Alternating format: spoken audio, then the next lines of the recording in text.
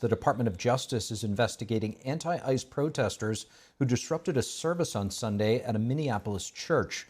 One of the pastors is reportedly an ICE official, but he was not at the church at the time of the protest. Joining me now to discuss these developments are Denny Salas, Executive Vice President and co-founder of Gotham Government Relations, and Aaron Evans, President of Winning Republican Strategies. Great to have you both with us, as always. So today, the Assistant Attorney General in the Civil Rights Division, Harmeet Dillon, indicating that these protesters could be facing charges. Let's play a clip that followed by former CNN host Don Lemon's response on why the protesters went to the church. Their purpose was to terrorize people of faith in a house of worship. They were targeting a different pastor, not the one seen on camera, who they got information was a ICE supervisor. None of that matters. It's off limits to go into a house of worship to do your little protest. I think people who are, in the religious groups like that, it's not the type of Christianity that I practice, but I think that they're entitled, and that entitlement comes from a supremacy, a white supremacy. Aaron, what stood out to you about what happened inside of that church? Well, throughout history, it's very rarely the good guys who are raiding churches on a Sunday morning or a Saturday or whenever they have their time of worship. And, I think it really does show the blatant disregard for people's faith, as well as just the sacred nature of, and again, regardless of the religion, regardless of the faith, this happened to be Christians. If this had, and by the way, if this had been, a mosque or something, it would be even more, everybody be absolutely livid. But ultimately, this was a Southern Baptist church that worshipers were there to worship Jesus and to find solutions to the things that actually divide our country and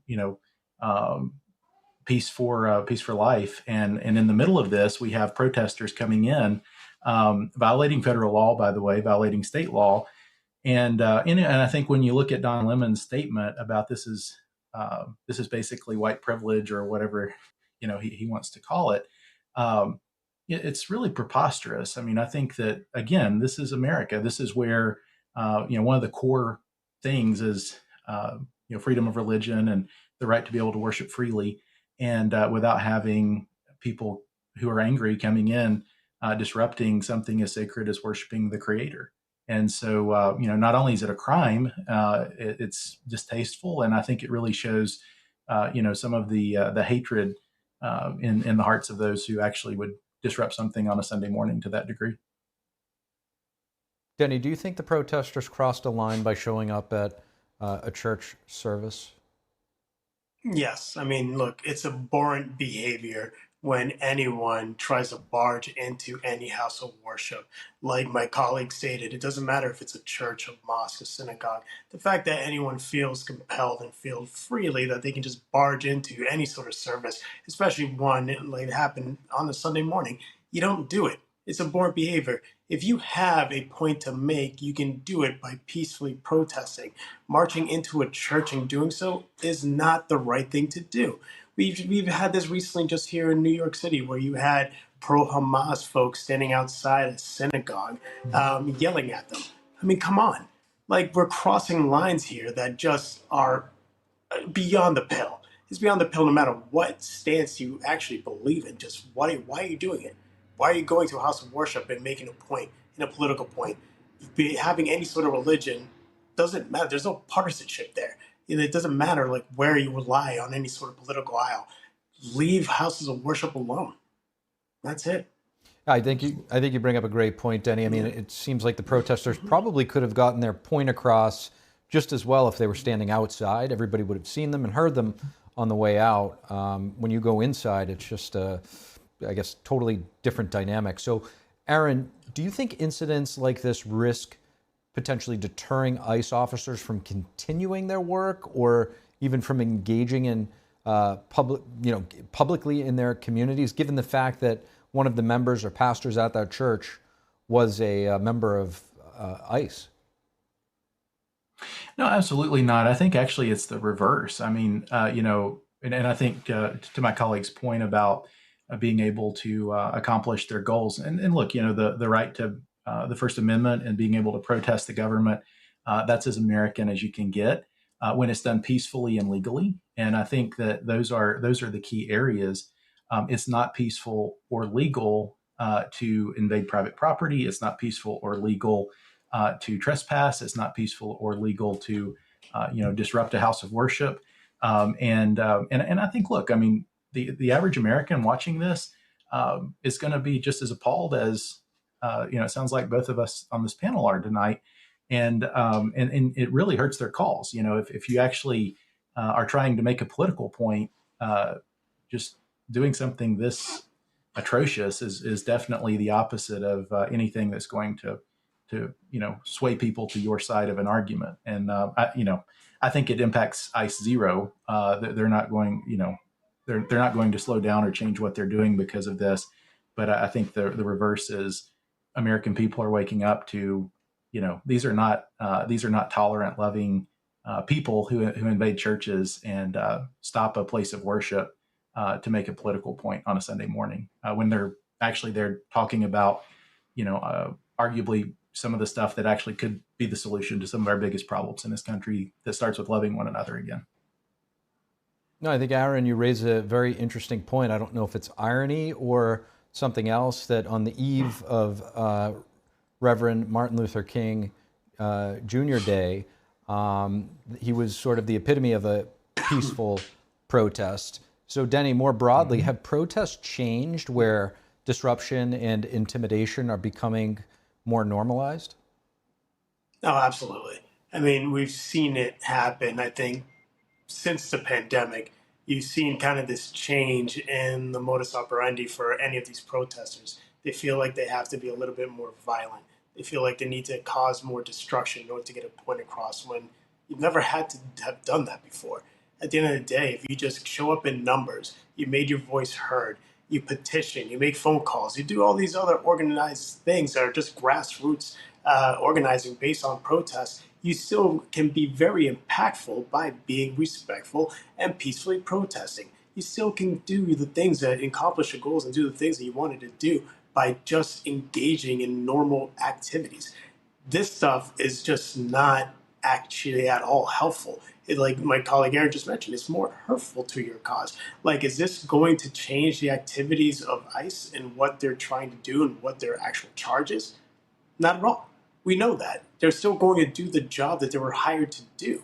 And if you want to look at it, even as Democrats believe that there's some sort of political advantage by attacking ICE. At the end of the day, what Americans believe, and you can tell it doesn't really matter on what political aisle or whatever stripe they may be, is that they believe that there are too many illegal immigrants in the United States. What they don't necessarily like is how this government, this administration is carrying out the deportation of some of these illegal immigrants. That is the actual basis. Now, Democrats can stick to that and still make a point. But all of a sudden, when they have some of these folks on the ground doing what they're doing now, no, they're just losing that advantage that they may have going into the midterms and any other elections. So it's not helpful. It's hurtful. And they need to change tactics, I'll tell you that much. Just go back to old school things, like just grassroots organizing, making your phone calls, writing letters, doing things like that to get your point across. Don't do what you're doing now. Interesting, coming from a Democrat yourself, Denny. Switching gears a bit, President Trump is threatening tariffs yet again against the 8 European nations who opposed the U.S. acquisition of Greenland. He also told the leader of Norway that he's no longer thinking purely of peace. Here's Treasury Secretary Scott Bessent today. The president is looking at Greenland as a strategic asset for the United States. We are not going to outsource our hemispheric security to anyone else. Denny, has the United States earned the right to Greenland based on all of the security that we as a nation have offered to our allies over the years and continue to do? And is Europe being rational and pushing back on the U.S. involvement when American forces would ultimately bear the burden of Greenland's defense or others in that region? It's a great question. I would say this.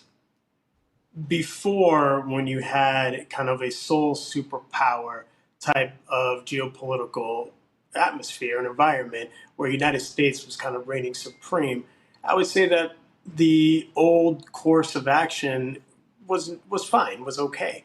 But that has since changed. Now we have kind of this multipolar political, I would say, geopolitical force where you have different spheres of power and influence with the United States. You have China, you have Russia.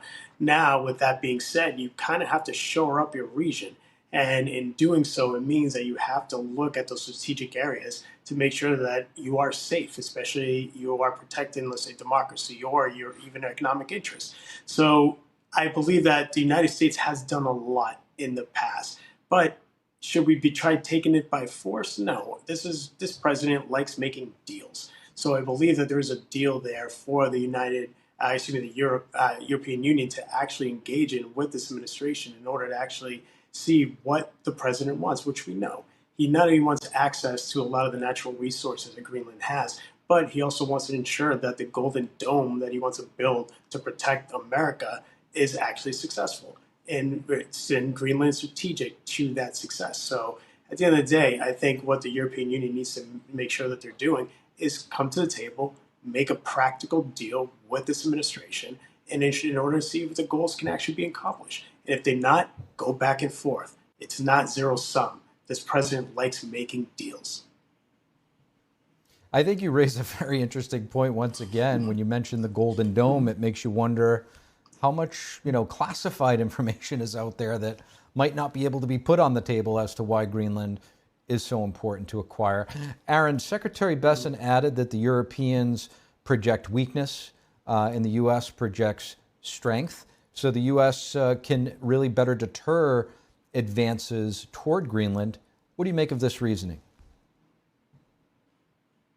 Yeah, look, I think that, and my colleague made a great point about how President Trump operates. And I think that one of the first things that, frankly, any world leader that's at a negotiation table with the president should do, if they've not already done so, is read The Art of the Deal.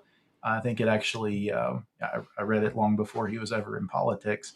And one of the things that he lays out and how he negotiates is, you always push for something they're going to hate, and then you compromise on something that you actually wanted to start with because you move it so far down the road. I think that's exactly what he's doing here. I do think that it's important to tread carefully. I mean, we are the nation that has been the champion for the free world and democracy, and and I think there's always a possibility of going too hard, too fast, and saber rattling just a little too much, and it backfiring and us losing the trust that we've built with our allies over the decades.